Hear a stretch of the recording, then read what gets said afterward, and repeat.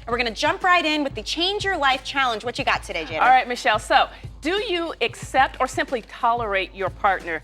Take a look at this quote.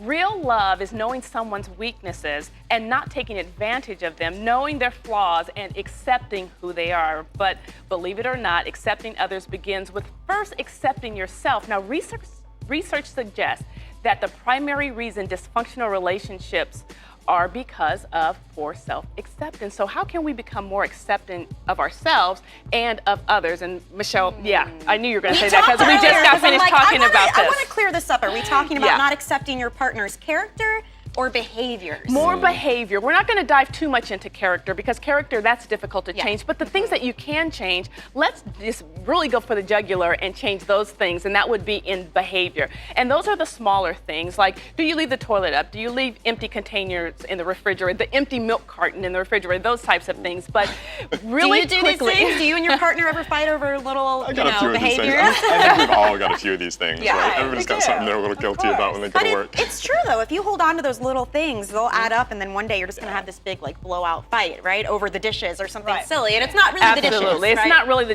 dishes. So let's look at this. For yourself, you want to look in the mirror and see, what are the things that you can change and accept. List what you like or dislike, and then ask yourself if you can accept your own flaws. I think that's good because you always tend to look at the other person, but think, what do I do that might be annoying to others, right? And then, so if we fast forward, let's look at our spouse or our partner or whoever the person is in the relationship.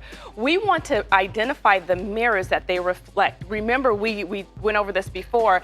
Typically what they do is when we look in the mirror, we see ourselves. So list the things that you like or you don't like, and then ask, what are you willing to accept? And I know that was a lot we kind of threw at you, but we'll be revisiting the challenge as we continue on throughout the show. But it's tough.